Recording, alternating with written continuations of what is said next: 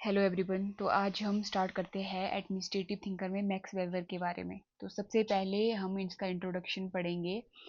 Max weber was a famous German socialist economics and administrative thinker.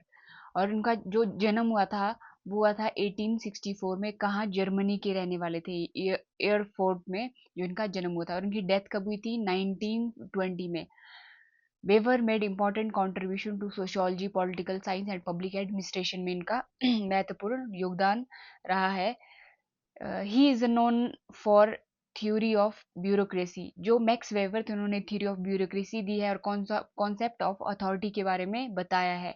His ideas explain how modern organization and government administration should work in rational and efficient way में किस तरीके से जो organisation और जो भी government है वो काम करती है। उनके मैक्स वेबर के मेजर वर्क्स कौन कौन से है? The Protestant ethics and spirit of capitalism. कब लिखी है? 1904 में। बहुत इंपॉर्टेंट है, बहुत बार एग्जाम में पूछी गई है। नेक्स्ट आती है the theory of social and economic organization. तो ये भी इम्पोर्टेंट बुक है, मैक्स वेबर के द्वारा लिखी हुई।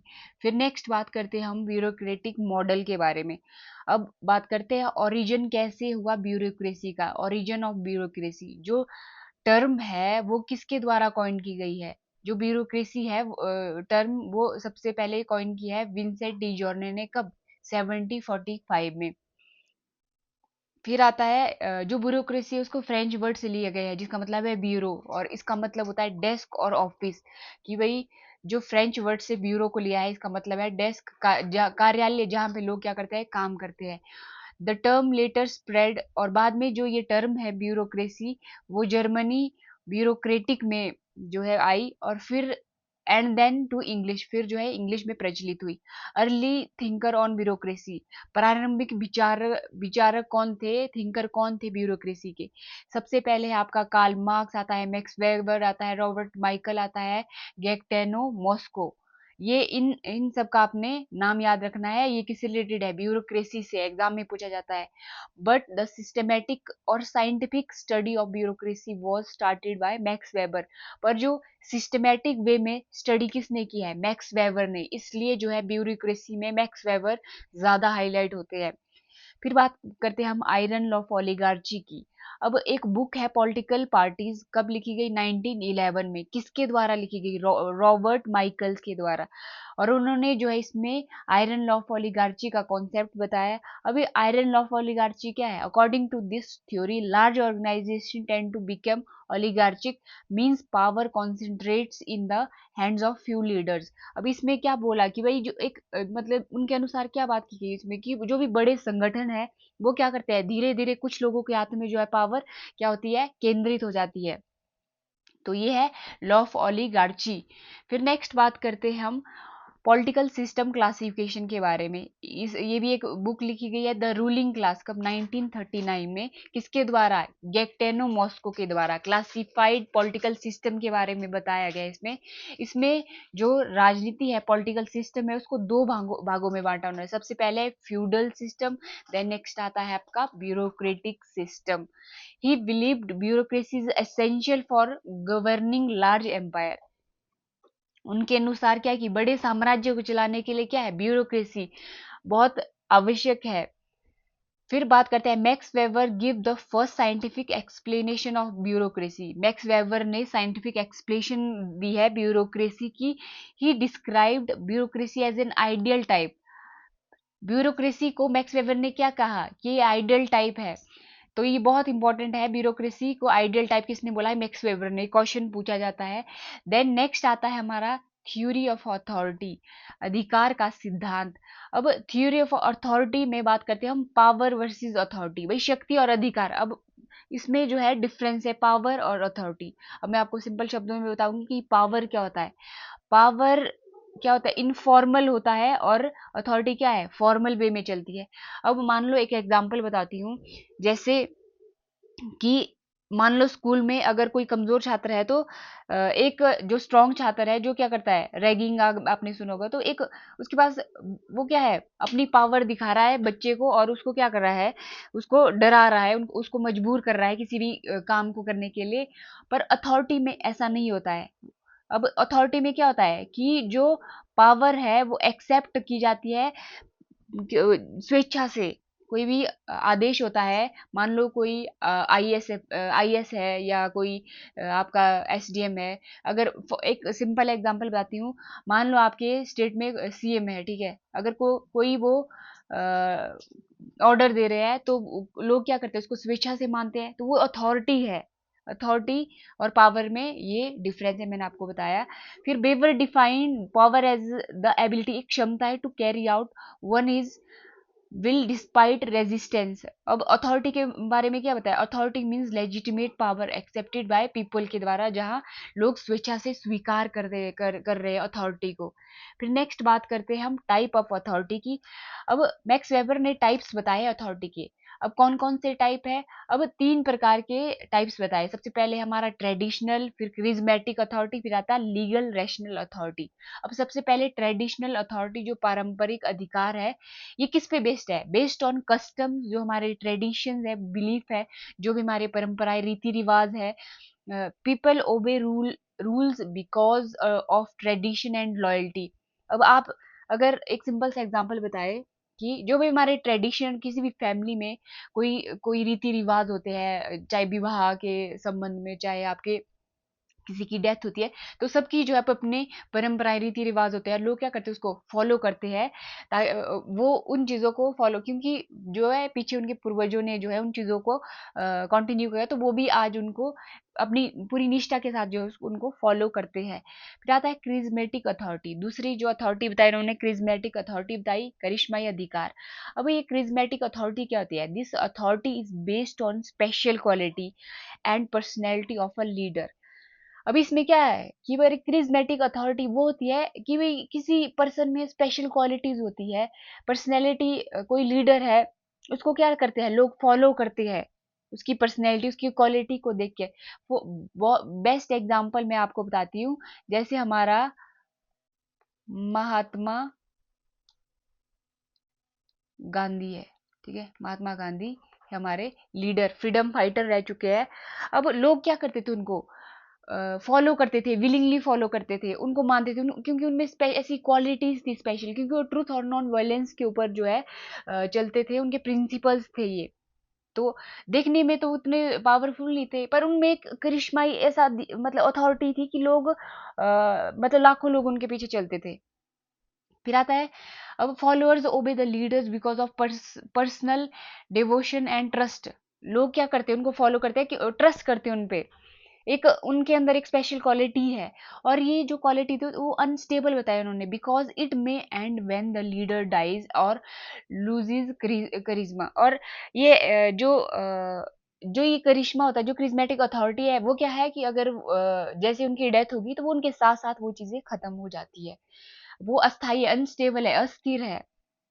फिर आता है हमारा नेक्स्ट थर्ड जो अथॉरिटी बताया इन्होंने, लीगल रैशनल अथॉरिटी, वैधानिक तर्क संगत अधिकार। अब this authority is based on laws rules and regulation. अब यह कानूनी अधिकार जो है, कानून, लॉज जो हमारे हैं, जो हमारे रूल्स और नियम जो बनाते हैं, उस पे बेस्ड है कि पीपल जो है ओबे करते हैं, अनुपालन करते हैं, impersonal order, not the person. लोग व्यक्ति को नहीं बल्कि रूल्स को फॉलो करते हैं, उस जो पोजीशन है, जो पद है, उसको मानते हैं। Authority belongs to a office और पोजीशन, नॉट टू इंडिविजुअल। अधिकार व्यक्ति के पास नहीं बल्कि उसके पद के पास होता है, तब लोग उन जो भी रूल्स है या अगर कोई रेगुलेशन लगा रहा है तो उनको वो स्वीकार करते हैं। लीगल नेशनल अथॉरिटी का मतलब जो है मैंने आपको बता दिया है। तो ये जो 3 टाइप्स है अथॉरिटी के, बहुत इंपॉर्टेंट है, एग्जाम में पूछे जाते हैं, पीवाईक्यू में। अगर आप सब्जेक्टिव या ऑब्जेक्टिव कोई भी पेपर दे रहे हैं तो उसमें ये तीनों जो अथॉरिटीज पूछी जाती है। मान लो आपको ट्रेडिशनल अथॉरिटी, क्रिज्मेटिक और लीगल रैशनल अथॉरिटी दे दी, नेक्स्ट दे दी कोई और अथॉरिटी, जो पर जो है ये 3 जो है मैक्स वेबर ने बताई है, तीनों अथॉरिटीज, तो आपको याद रखनी है, ट्रेडिशनल, क्रिज्मेटिक और लीगल रैशनल अथॉरिटी। तो नेक्स्ट बात करते हैं हम 5 beliefs of legal rational authority. अब 5 बिलीफ बताए लीगल रैशनल अथॉरिटी के अकॉर्डिंग टू वेबर, और इसको समराइज किया है किसने, मार्टिन एल्ब्रो ने। सबसे पहली बात की गई, a legal code exist which members must ओबे, कि एक कानूनी नियम का कोड होता है, एक सब रूल, सबसेट ऑफ रूल होता है जिसको क्या करता है, जिसे जो भी सदस्य होते हैं उनको मानना पड़ता है, वो रूल जो भी कानून बनाए गए हैं, कोड बनाए गए हैं, तो उनको मानना पड़ता है। दूसरी क्या बात की उन्होंने कि administration work with in a system और रूल्स। एडमिनिस्ट्रेशन क्या करता है, वर्क करता है विद इन अ सिस्टम के अंदर का, जो भी रूल्स बनाए उनके अंदर काम करता है। दिस नेक्स्ट आता है the authority holder also obey the impersonal order. अधिकार रखने वाला व्यक्ति भी नियमों का, मान लो किसी के पास अथॉरिटी दी गई है, वो भी उन उन जो भी रूल्स बनाए गए हैं, जो भी नियम लॉ बनाए गए हैं, उनका पालन करता है। फिर नेक्स्ट आता है members obey the law as a part of the organization. अब इसमें क्या है कि सदस्य जो भी संगठन के सदस्य होते हैं, कानून वो भी क्या करते हैं, फॉलो करते हैं, रूल को मानते हैं, ओबे अनुपालन करते हैं, उनके ओबे करते हैं। फिर आता है obedience is given to the impersonal order not the person, कि वो जो आज्ञा व्यक्ति को नहीं बल्कि नियमों और पदों को दी जाती है। तो जो भी रूल्स होते हैं, जो भी जो पद जो पोजीशन होती है, उसके प्रति जो है ओबिडेंस होते हैं, उन चीज़ों की आज्ञा का पालन करते हैं। तो ये 5 बिलीफ बताए लीगल रैशनल अथॉरिटी के मार्टिन एल्ब्रो ने।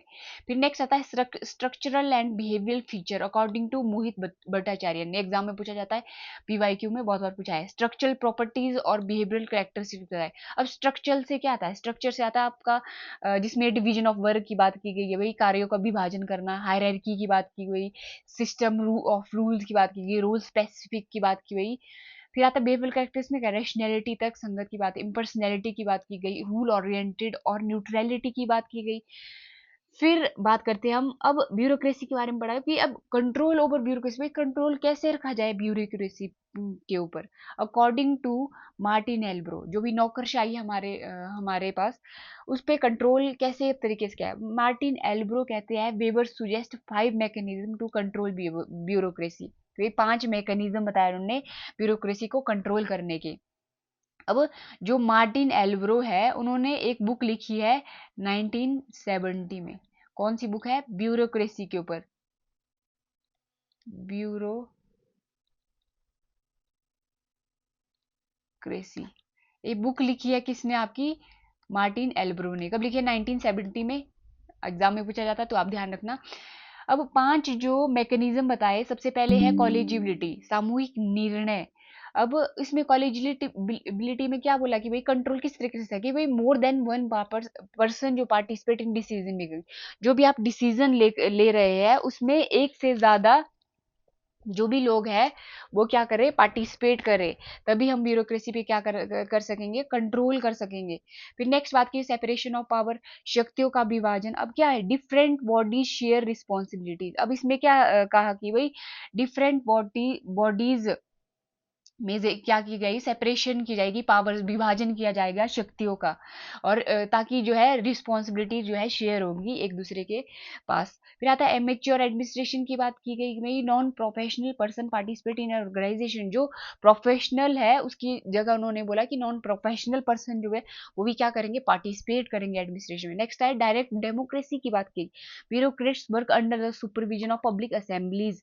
जो भी हमारी असेंबली है, सभा है, जैसे लेजिस्लेचर असेंबली होगी हमारी, तो डायरेक्ट डेमोक्रेसी की बात करें, ब्यूरोक्रेसी किसके अंडर काम करेगी, लेजिस्लेटिव असेंबली के, जो भी हमारी विधानसभा है उसके अंडर काम करेगी। जो भी हमारी सभा है उसके डायरेक्ट डेमोक्रेसी, जो मेजोरिटी डेमोक्रेसी का मतलब क्या है, रूल बाय मेजोरिटी। जो भी हमारी हमने जो भी अपने रिप्रेजेंटेटिव चुने हैं वो लेजिस्लेटिव असेंबली में होंगे, तो वो क्या करेंगे, अब ब्यूरोक्रेसी की इसके अंडर काम करती है। फिर आता है रिप्रेजेंटेशन, प्रतिनिधित्व, control through elected bodies like parliament and assemblies. जो भी हमारी लेजिस्लेटिव असेंबली है, हमारी पार्लियामेंट, हमारी संसद है, वो क्या करती है, इलेक्टेड बॉडीज जो हमारे रिप्रेजेंटेटिव वो पार्लियामेंट में होते हैं, असेंबलीज में होते हैं, वो कंट्रोल करते हैं हमारी ब्यूरोक्रेसी को।